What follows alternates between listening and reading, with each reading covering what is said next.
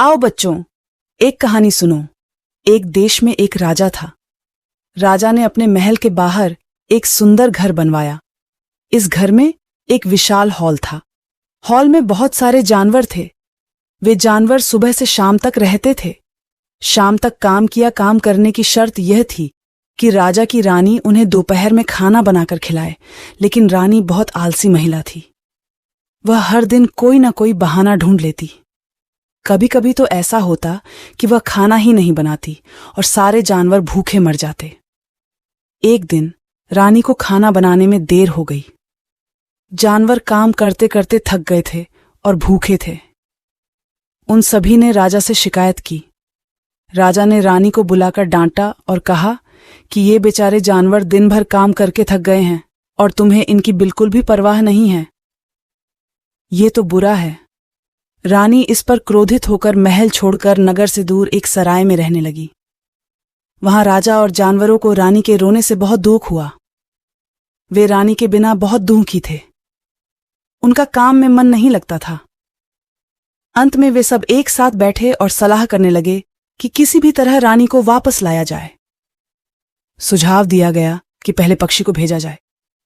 पक्षी ने पंख फड़फड़ाए और उड़ गया।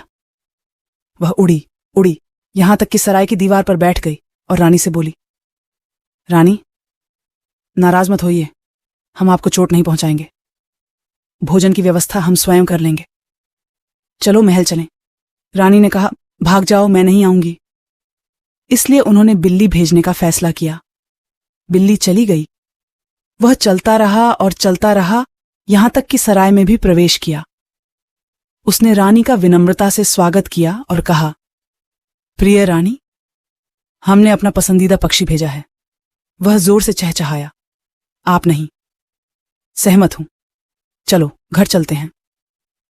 मैं वादा करता हूं कि नहीं आपसे खाना मांगने के लिए। मैं अपने भोजन का प्रबंध स्वयं कर लूंगी। रानी ने कहा, नहीं, मैं नहीं आऊंगी। बिल्ली भी निराश होकर लौट आई। अब चूहा उठ गया। वह भी गया और नम्रता से नमस्कार किया। फिर उसने कहा, चिड़िया चहक उठी, तुम्हें मेरी बात पर विश्वास नहीं है। बिल्ली म्याऊं म्याऊं करती हुई आ गई। तुमने मना कर दिया। अब मैं आ गई हूं, तशरीफ ले जाओ। अपनी नर्म नाजुक पूंछ से तुम्हें पंखा झलूंगी। लेकिन रानी फिर भी नहीं मानी। अब कौवे की बारी थी।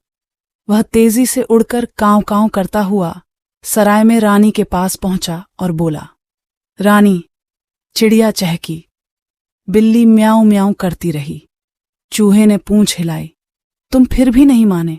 आओ मेरे साथ। अब गधे ने अपना विमान बनाया और बड़ी शालीनता से उछलता, कूदता, नाचता हुआ सराय के पास पहुंचा और सबसे पहले रानी का बड़ी नम्रता से स्वागत किया। फिर उसने कहा, चिड़िया चहचहाती रही, तुम नहीं आए। बिल्ली म्याऊं म्याऊं करती रही, तुम नहीं आए। चूहे ने पूंछ हिलाई, तुम नहीं आए। कौवा कांव कांव करता रहा, तुम नहीं आए। अब मैं इस मुलायम पालने को लेकर आ गया। आओ, इस पर बैठो और घर जाओ। लेकिन रानी ने फिर जाने से मना कर दिया। अब सभी जानवर बहुत परेशान थे। एक बार फिर सब लोग एक साथ बैठे और सोचने लगे कि क्या किया जाए। उनमें एक ऊंट भी था। उसने कहा, मैं चल रहा हूं, देखता हूं रानी घर कैसे नहीं आती। वह उठा, गले में घंटी लटकाई, घुटनों पर घुंघरू बांधे और मुस्कुराता हुआ सराय में चला गया।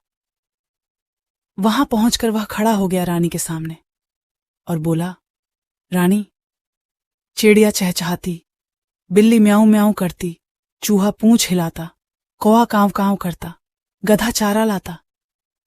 तुम्हें विश्वास नहीं है। अब मैं हाजिर हूं। मैं तुमसे खाना नहीं मांगता। मैं जैसी हूं वैसी ही तुम्हारी सेवा करूंगा।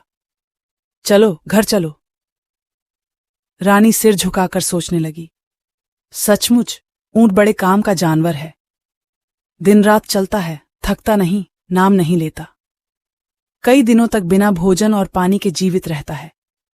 इसके बालों से कंबल, कालीन और गर्म कपड़े बनाए जाते हैं। ये बहुत अच्छा जानवर है। इसका पालन करना चाहिए। और फिर रानी ऊंट पर बैठकर घर आ गई। वहां सभी जानवरों ने रानी का स्वागत किया। रानी ने सभी को गले लगाया और प्यार किया। चूहा उसकी पूंछ से लटक गया। बिल्ली मुकुट हाथ में लेकर चलने लगी। ऊंट उछल कूद कर नाचने लगा। पीछे राजा और रानी अपने प्यारे जानवरों के लिए भोजन ले जा रहे थे। वाह! क्या कहते हैं आप ऊंट को?